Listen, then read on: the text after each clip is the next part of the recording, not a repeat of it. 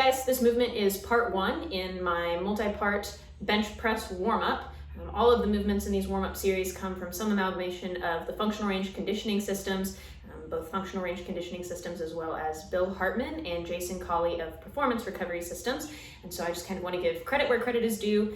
This is just a drill that I like to use to improve my wrist and shoulder, as well as my elbow and stability and internal rotation paired with respiration to prepare me for my bench press. So here, first thing I'm going to do is start out with some Pails and rails contractions for my forearm. So I'm going to start with this kind of like rotational movement. We'll focus on one side first. So I'm actually going to start with a gentle stretch. I'm going to stretch internally for a moment.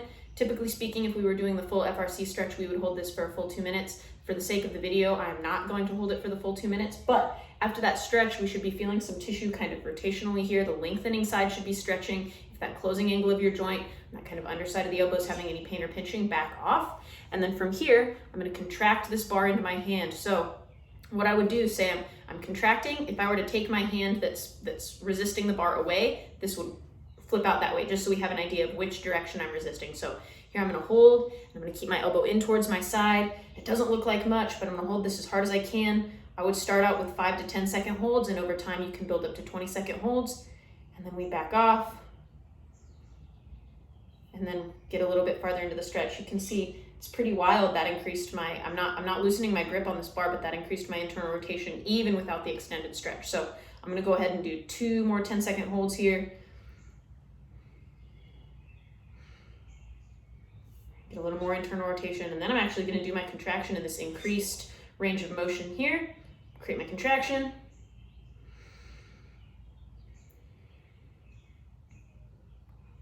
And back off. Actually, that would be pretty wild. You could really push it, but we don't necessarily need to. That's when we're pressing. I'm thinking about keeping that bar in place. So you can see this arm, because I haven't done the stretch yet, feels a lot more restricted, whereas this one I feel like, oh, I can really keep that nice and packed. So same deal with this guy. We would hold this 2-minute stretch in this position. This one tends to be a little more mobile, so I'm gonna hold this 2-minute stretch, and then after my 2-minute stretch, I would do my contraction at end range. So here we're gonna go 10 seconds.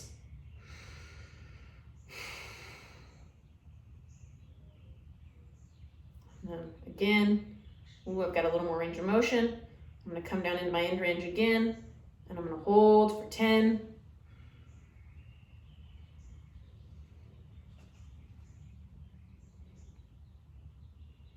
And then again, I could really push this ROM here. I don't want to push so far that my hand's starting to kind of like pry off, because then that's not true. And I'm compensating through my wrist, so I don't want to compensate through my wrist. So kind of a side-on view here would be like, I'm going to drive this down, get a stretch, and then create a contraction.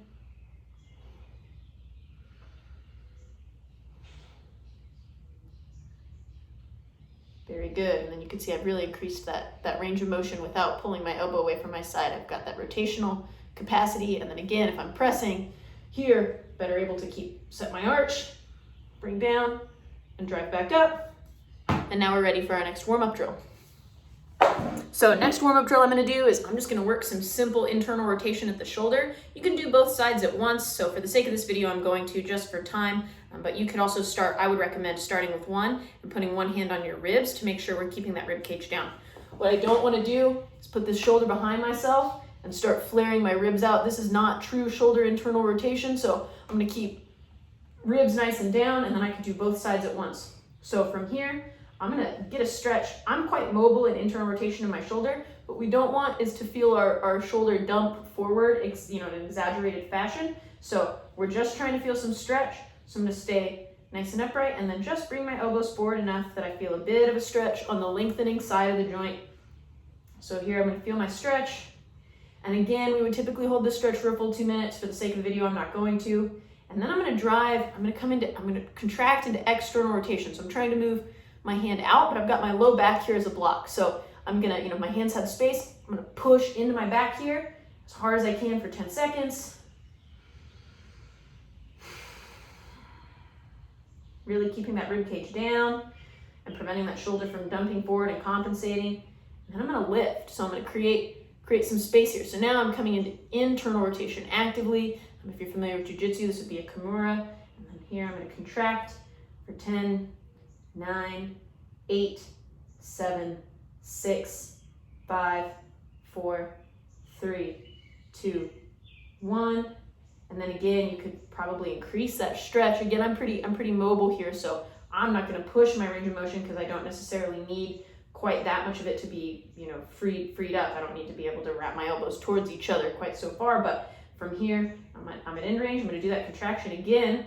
So I'm going to shove the back of my hands into my low back and contract as hard as I can for 10, 9, 8, 7, 6, 5, 4, 3, 2, 1. And then lift away for 10, 9, 8, 7, 6, 5, 4, 3, 2, 1. One note here is it's very tempting to compensate through the wrists, trying to create artificial lift by bending here. So one thing you could do is keep your fingers straight out, and really we're just moving at this shoulder. I'm not kind of curling through my hand and my wrist to dump that shoulder forward. So you could repeat that one more time if you felt like you needed more. This is about my bony end range. I couldn't create much more passive range of motion before I run out of joint space here, and that's about as far as I'm ever able to get. I'm quite mobile in my shoulders, so we're gonna stop there.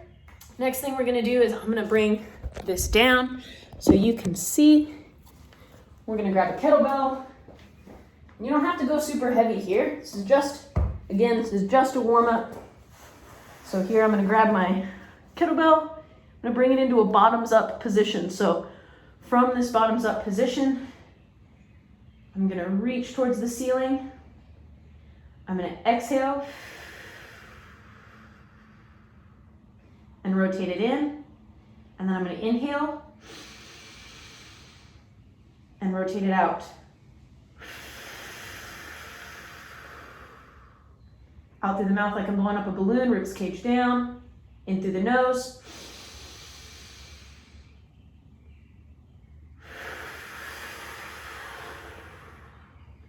And we'll do a few reps each side here.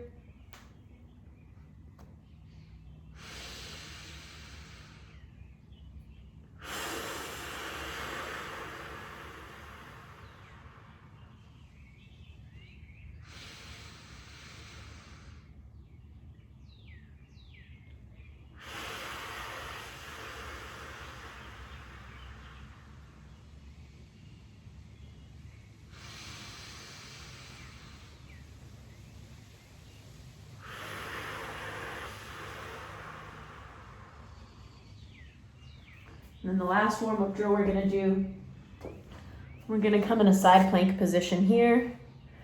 I'm gonna be up tall, so I'm really driving my scap down into the floor. I'm gonna roll over and squeeze my pec, squeeze my pec, squeeze my pec. Really squeezing my pec. And then driving away. And then protracting that scapula some. I'm gonna wrap, squeeze my pec, squeeze my pec, squeeze my pec. Drive away. Good, I'm not crumpling. I'm not letting my shoulder shrug, so I'm keeping that shoulder down. So again, no shrugging, shoulder down, and then squeezing this pec muscle, shortening from here. I like to almost rotate my pinky up. Good, very good. Driving away, and we do that on both sides. And then you're ready to bench.